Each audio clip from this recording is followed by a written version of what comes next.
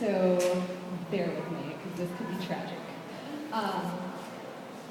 As I was thinking about what to say here, and what was the advice I wanted to give, like any sensible person, I went to my Facebook page and asked my friends what I should say. And of course, one of your founding members, Miss Diosa over there, told me on my Facebook that I should just say to you that my biggest regret about college undergrad was not joining KPL. So, whether or not that's true, I know she really wanted me to join. But anyway, I wanted to come here and talk a little bit about the importance of leadership among young Asian American women, because I think that a lot of times we grow up not really seeing ourselves as leaders, not seeing ourselves in places and positions of power, which is really unfortunate. And so I'm here wearing many hats. As was mentioned before, I'm an alumna. I graduated in 2006, which is a while ago. I am also a social worker, I'm a youth organizer, I am an advocate for Asian American rights as part of AKA Vote Michigan. But most importantly, I think most fitting, I'm an Asian American woman who is a leader in my communities, and that has been a difficult process for me, a difficult journey, because, as I was saying before, when we grow up, we don't really see ourselves in those roles. So to know a little bit about why I chose the career that I did, social work doesn't tend to be something that you think of seeing Asian Americans in. Yeah, I have to tell you a little bit about my past and where I came from. So when I was growing up, like most of you probably know as Asian Americans, you know, education is really important to family, right? You gotta study hard, you gotta listen to your teachers, do whatever you can to be successful. And for my parents, success was being a doctor or a lawyer who, at this age, should be making bank, which is so not the case. So I have to apologize to my mom and dad. But I realized when I came to college that wasn't necessarily for me. I think that a lot of times we're told that we have to listen to authority, that we have to listen and not to speak up and not to use our voices. And I think that that's unfortunate. When I came to the University of Michigan, I had my heart set on being pre-business, pre-law. But then I took an econ class and that didn't work out so well. So I ended up immersing myself in Asian American organizations. When I first started, I was like, okay, I just want to do the social stuff, I just want to do the cultural stuff, I don't care about the political stuff because that's not important to me. And as I did that, I was also taking AKI studies courses, which is new to me, to be in a classroom where the content was of people who looked like me. And I never had that anywhere else I was going to school. So I took this AKA studies course, and one of my first assignments was to interview my parents and find out about my immigration history. And that's really odd to me because it's just awkward to talk to my parents, and I knew that I had to talk to my parents in order to do this 6-page paper. And so being the good student that I was, I called my mom, and I had a really long conversation with her, and this was the first time I'd ever really had this deep conversation with my mom. For all of my life growing up, I had never felt like I had strong Asian American women figures in my life. And when I was learning in API studies, I was like, oh, there's Gracie Boggs, there's Yuri Kochiyama, there's Helen Zia, there's all these amazing women. Why didn't I have these amazing women in my life? So in interviewing my mom, you know, she told me her story.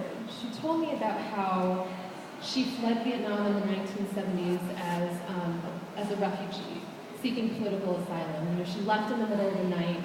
She left her family and everything that she knew behind without really knowing whether or not she was going to make it to the other side alive. And when she was telling me this, it was really clear that she still had this pain and this frustration that was still very, very real for her, very present for her, even 20 years, 25 years after leaving Vietnam.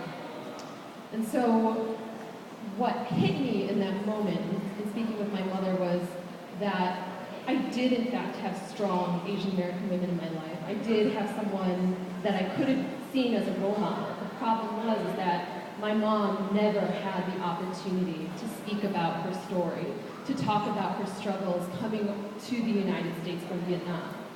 And then what was really, really an aha moment for me at that point was, I can't sit silently by. I can't be quiet.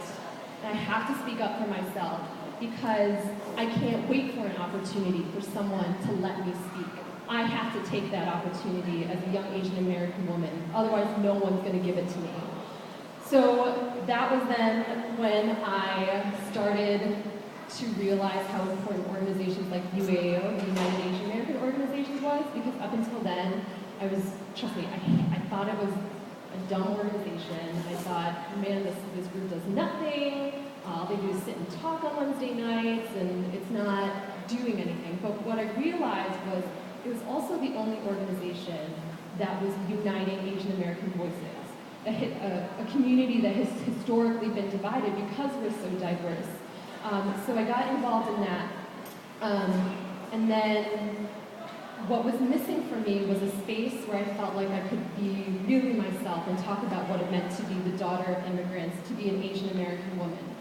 So with some undergraduate students and some graduate students, along with some Kappa sisters actually, we established the first chapter of the University of Michigan's National Asian Pacific American Women's Forum. And although I don't think that chapter is still in existence today, what was really important about having that group was having a space where we felt like we could be really authentic with each other, where we could connect and vibe and talk about issues like reproductive justice, like economic justice, work conditions for domestic workers, etc. And so the most important thing about that group, though, was that we had a support network for each other where it was okay to be a leader, it was okay to speak out, and it was okay to be loud and fierce and speak on our mind. We had a support group for that. And so I think what I wanted to leave with you today, I don't want to take up too much time, but this event that Kappa Phi Lambda is hosting is to support the National Asian Pacific American Women's Forum.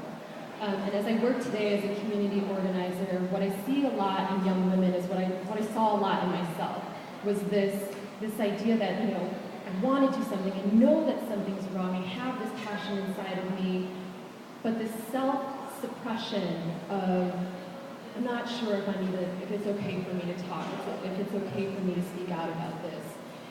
So even though the proceeds from this event and the other events that are happening this week are going to the National Asian Pacific American Women's Forum, one of the things that is so great about this organization is that they ask their members to really put to work the values of the organization. And so what I'd like you to do today is to commit to advancing justice for young women and be those role models that were missing in my life and are still missing in the lives of young Asian American women. And for those of you who aren't women or Asian American, what have you, for you to make a commitment not to be a barrier to those young women who want to speak out and want to address injustices in their world. Be supportive, be encouraging, and help lift those voices and lift those stories that aren't being told.